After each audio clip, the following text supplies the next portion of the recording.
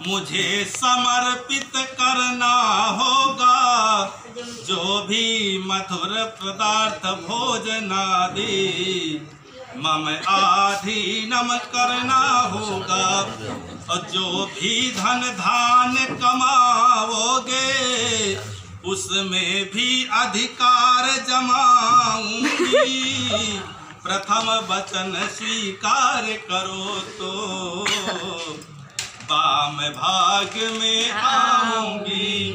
इनका मतलब है कि हे प्रीतम जी, जो भी आपके घर में धन धान्य है वो सब हमें आपको बताना पड़ेगा कि आपके पास क्या है क्या नहीं, कहाँ रखा है, बता देंगे।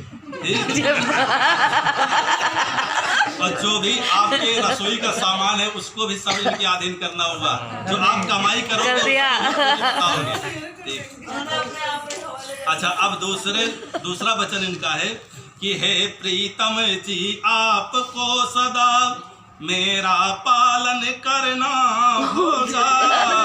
सास ससुर ननद आदि की सेवा मुझको करना होगा। और घर का सब काम प्रीतम जी सेविका के भांति निभाऊंगी।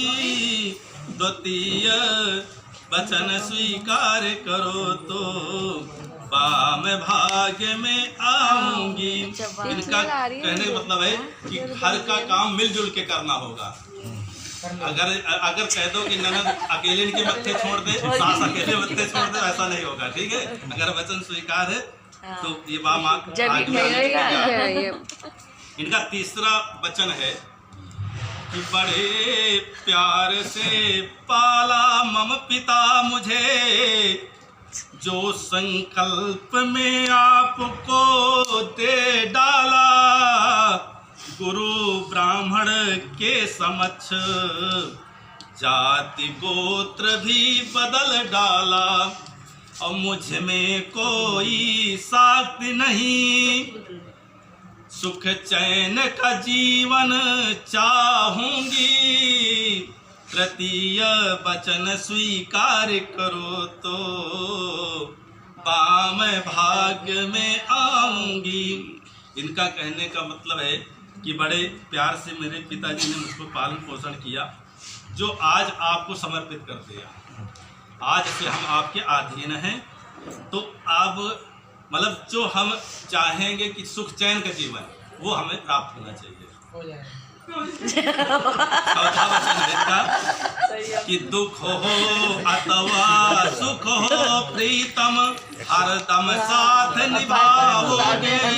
कर्मन किसी का बेचैन होगा तो मधुर भाव में समझाओगे। कर्तव्य पालन करना होगा तुम्हें, मैं अपनी सकुशल मनाऊंगी। चतुर्थ वचन स्वीकार करो तो वाम भाग में आऊंगी। इनका मतलब है सुख हो अथवा दुख हो, कोई भी हर तरह की समस्या में आपको मेरा साथ देना होगा। कभी अगर कोई मुझसे गलती होती है तो आप मधुर भाव से, मतलब मीठे भाव से आप समझाओगे, क्रोध भाव से करेंगे। इसमें कोशिश हो जाएगा। क्या करें। अब पांचवा है आपको युवा से वृद्धा तक कुटुंब का पालन करना होगा। जो भी उचित मांग मेरी होगी उसको पूरा करना होगा। क्रोध कभी ना करना आप, चाहे जो मैं फरमाऊंगी। बहुत बढ़िया। वचन स्वीकार करो तो वाम भाग में आऊंगी। इनका पांचवा है कि आप क्रोध नहीं करोगे, चाहे मैं कुछ भी लाने के लिए कहूँगे तो आपको लाके देना पड़ेगा। ऐसे मत कहो। इसमें भी कौन स्वीकार है। सारे बामन मारेंगे तो बहुत तेरे काम है। अच्छा, छठवां इनका वचन है।